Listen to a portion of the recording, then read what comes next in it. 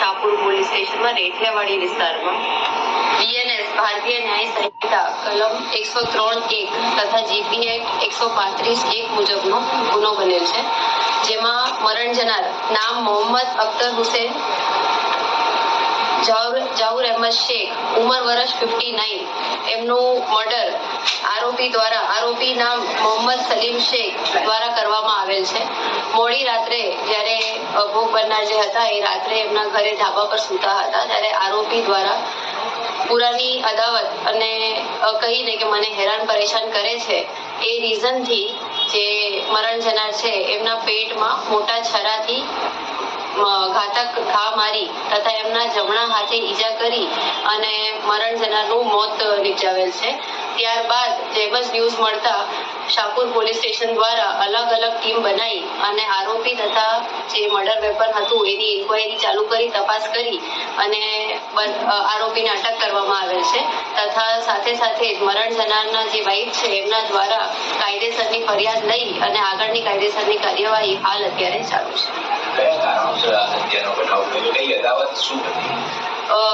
આરોપીનું primary interrogation કરતા એવું જણાઈ આવે છે કે જે એમના જે મરણ જનાર છે એ અને આરોપી બંને મામા કોઈના છોકરાઓ છે, એટલે કુલ આમ કુટુંબી ભાઈઓ છે અને આરોપીનું કહેવું એવું છે કે અમુક રીઝન્સના લીધે જે મરણ જનાર હતા એમને પરેશાન કરતા હતા, પણ હવે જે આગળની તપાસ હશે એમાં જે મૂળ કારણ છે એ પોલીસ દ્વારા તપાસમાં આગળ ખોલવામાં આવશે। પ્રાથમિક તપાસની અંદર તાંત્રિક વિદ્યા જાદુ તપાસ દરમિયાન સામે આવ્યું છે, એટલે એ શું બાબત હતી? એવું આરોપી એવું કયા કરે છે અને ફરિયાદી બેન દ્વારા એવું જણાવવામાં આવે છે, પણ હાલ એવી કોઈ હકીકત સામે આવી નથી, પણ વધુ તપાસમાં સામે આવશે તો તપાસની અંદર અમે જે પણ વિષય છે એ આવરી લઈશું। ફરિયાદીનો શું આરોપ છે? ફરિયાદમાં શું ઉલ્લેખ કરાય છે? કયા કારણોસર હત્યા કરવામાં આવી?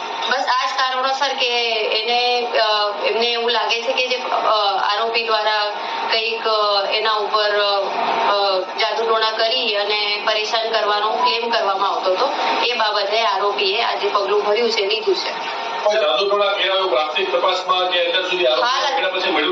હાલ અત્યારે એ ફેક્ટને સબસ્ટેન્શિએટ કરવા માટે તપાસમાં હાલ કોઈ એવા ફેક્ટ્સ બહાર નથી આવ્યા। સ્ટીલ અત્યારે બહુ પ્રાઇમરી સ્ટેજ છે કોઈ પણ ફેક્ટને સબસ્ટેન્શિએટ કરવા માટે, હજુ તપાસ કરીશું એટલે કદાચ કંઈ બહાર આવશે તો એના જે પણ પુરાવા છે એ પોલીસ દ્વારા તપાસમાં એકઠા કરવામાં આવશે।